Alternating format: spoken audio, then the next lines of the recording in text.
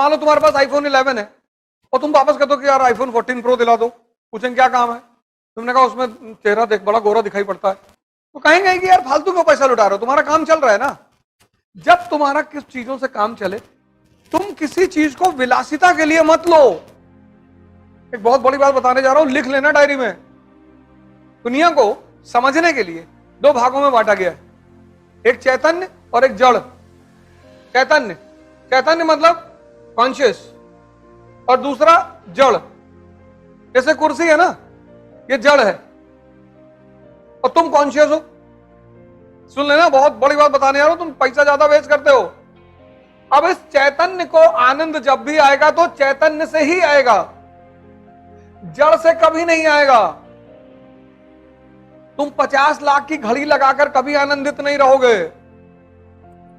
वो भ्रम है तुम्हारा कि मैं 2 लाख का सूट पहन लूंगी तो पूरी दुनिया मुझे देखेगी। कोई नहीं देखेगा। तुम जब भी तुम्हें दुनिया देखेगी, तुम्हारे कर्मों से देखेगी। तुम तेंदुलकर बन गए, तुम अरुंधति रॉय बन गए, तुम कलाम बन गए, तब दुनिया तुम्हारी तरफ देखेगी। और वैसे अगर देख रही है तो मजाक उड़ा रही है तुम्हारा। कितने यूट्यूबर इन्फ्लुएंसर हैं, यूट्यूबर देखो, रील बनाने वाले देखो, कुछ भी बना रहे हैं, कुछ भी। इसके चक्कर में तुम मत रहो। इसीलिए प्रोस्टिट्यूशन को पाप माना जाता है, वैश्यावृत्ति को, क्योंकि तुम किसी की सिर्फ शरीर खरीदते हो, उसकी चेतना नहीं खरीद पाते। विवाह में चेतना भी साथ में आती है, वो पत्नी। इसीलिए वैश्यावृत्ति को पाप माना जाता है, क्योंकि जड़ को तुम कभी भोग ही नहीं सकते। ये कुर्सी 5,000 की है और चाहे 50 लाख की, काम तो बैठने में ही आएगी ना। तो विद्यार्थी के रूप में, प्रतिस्पर्धी के रूप में, तुम जितनी चीजों की जरूरत हो बस उतना ही लो।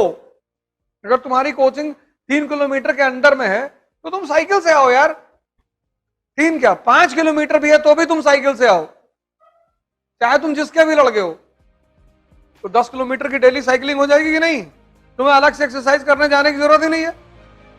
और 3 किलोमीटर में है तो पैदल आओ, किताब उताब लिए पैदल लेके चले आ रहे। 6 किलोमीटर की वॉक हो गई, अलग से जिम वम जाने की जरूरत ही नहीं। लड़ना बहुत जरूरी है, पर जीवन में यह पता होना चाहिए किससे लड़ना है और किस लिए लड़ना है। यह जिसको नहीं पता वो बहुत परेशान है। तुम गांवों में देखो, एक एक बिस्सा जमीन के लिए लोगों ने अपने आप को बर्बाद कर डाला।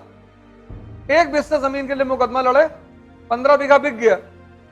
देखो अपनी तरफ गांव में क्या हाल है। लड़ना है लाइफ में, ये लड़ाई ही तो चल रही तुम्हारी। आईएएस की तैयारी लड़ाई ही है, ये लड़ाई सही है, सही लड़ रहे हो।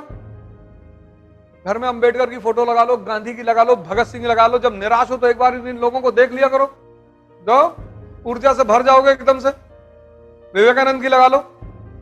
इसीलिए तो हिंदू मूर्ति पूजा करते थे, मूर्ति से कुछ मांगते नहीं थे, उससे ऊर्जा मिलती थी। जब मूर्ति की तरफ देखते थे तो राम के बारे में सोचते थे कि 14 साल जंगल में रहे। तो जब दूसरे की बुराई, जब दूसरे की संघर्ष सुनते हो तो अपना छोटा लगने लगता है। जैसे तुम एक सब्जेक्ट में फेल हो गए और तुम्हारा दोस्त 2 सब्जेक्ट में फेल हो गया, तो तुम्हारा दुख कम हो गया। तुम घर आके ये नहीं कहोगे मैं फेल हुआ, तुम कहोगे पिंटू 2 सब्जेक्ट में फेल हो गए। और मम्मी पूछेगी तुम, बोले हम तो एक ही में हुए। ये इसीलिए मैं तुमसे कहता हूं बायोग्राफी पढ़ने के लिए। जब महान पुरुषों की बायोग्राफी पढ़ोगे, उनका संघर्ष देखोगे, तो तुमको अपना संघर्ष छोटा लगने लगेगा और वहां से तुम्हें साहस मिलेगा, उत्तेजना मिलेगा। इसने पार्लियामेंट से कहा पैसा दे दो, पार्लियामेंट ने मना कर दिया कि नहीं देंगे। अब सुनना इसने क्या किया, पार्लियामेंट ने मना कर दिया कि पैसा नहीं देंगे, और जब पार्लियामेंट ने मना किया पैसा नहीं देंगे, इसने पार्लियामेंट पे हमला कर दिया। देखो इस जाहिल आदमी को। किसी के सितारे खराब नहीं होते, दिमाग खराब होता है। जब नाश मनुष्य का छाता है, पहले विवेक मर जाता है? ये कह रही है सब आपके अंदर आता कहां से है? सही बात है, ये कहीं किताब में तो लिखा नहीं है, ध्यान से आता है। इसलिए तो मैं तुमसे कहता हूं, इस आंख को खोलो, यहां से देखो, यहां से विवेक को पैदा करो, तुम्हारा जीवन बदल जाएगा। तुम नाहक में परेशान हो, 2 साल मेहनत करो चपक कर बैठकर, अब दुनिया से कटा हो जाओ, माँ बाप को छोड़कर किसी से बात मत करो। कोई ज्यादा टेंशन करे भगा दो, किसी के पीछे मत भागो, और किसी को फोन मत मिला करो जब तक वो तुमको ना मिलाए, चाहे लड़का हो चाहे लड़की। पढ़ते वक्त फोन स्विच ऑफ कर दो, और पढ़ने में डिस्टर्ब करो उसको घबर में बुला के खूब पीटो पहले। हाँ, कोई बीमार है तुम्हारा रिश्तेदार, तुम्हें उसकी जरूरत है, चले जाओ उसकी मदद कर दो, ये सब मानवता है। मानवता मत छोड़ो, लेकिन बेवकूफियां मत करो। बड़े वाले फूफा आए नीचे बैठे हैं, 4 घंटे उनके साथ बैठे हो, नहीं तो नाराज हो जाए, नाराज भागोगे, जाओ अपने घर। यहाँ आके कौन बोला था बैठने के लिए?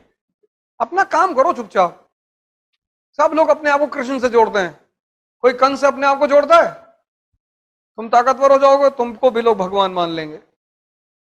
कोई कहता है भैया हम सुदामा बनना चाहते हैं, सब कहानियां इसीलिए बनाई गई थी कि तुम इनसे सीख लो। तुम गाना बना देते हो उस पर, अरे द्वारपालो, तुम्हारा अजीब रायता है यार। तुम सीखने के बजाय तुम उस पर गाना बना देते हो कि कन्हैया से कह दो कि दर पे सुदामा गरीब आ गया, फिर तुम उस पर नाचते हो गांजा जो पी के कि भैया मजा बहुत आ रहा है। तुम्हारा यार अजीब रायता है दुनिया में। अरे भैया गलत कह रहे हैं, बताओ। गजब आदमी हो यार, तुम तो ऐसे हंस रहे हो जैसे लग रहा है कि हम कोई चीज, तुम नहीं देखते हो इन चीजों को, तुम हंस इसीलिए रहे हो कि हमको ये चीजें क्यों नहीं दिखाई पड़ी। घटती तो ये सब तुम्हारे सामने भी है ना, पर तुमने गौर नहीं किया। तुम गाना सुन रहे हो, तुम भी मगन हो गए, बढ़िया गाना बज रहा है। हम गाड़ी चलाते हैं तो हम उल्टे सीधे गाने पे आते हैं, उपेंद्र राणा के गाने, हम ठाकुर सुपरस्टार, और उससे गाड़ी चलती 500 की स्पीड पे। क्योंकि गाने में तो कुछ होता नहीं, लेकिन उसकी रिदम बड़ी प्यारी होती है। जब भी आप गाड़ी में चले और ड्राइवर गाड़ी चला रहा है तो भजन कभी मत सुनना, ड्राइवर सो जाएगा। गाड़ी चलाते वक्त ऐसा रिदम रखो कि ड्राइवर जगता रहे। वो बेचारा ड्राइवर कह तो पाता नहीं, अब गाड़ी चल रही है, रामायण लगा दी, और ड्राइवर बोर हो रहा है, लड़ गया डिवाइडर में जाके। गाड़ी जब भी चले तो रिदमिक गाने बजाओ, मैं आई हूं यूपी बिहार लूटने, ड्राइवर चलाता रहेगा। ऐसे पढ़ा करो यार, जीवन में ऐसे ही काम करो, हंस हंस के। तुम अभी तक जीवन में रो रो के काम किए हो, बदल दो उसको, पढ़ाई करो मस्ती से, हंसकर, खुशी होकर।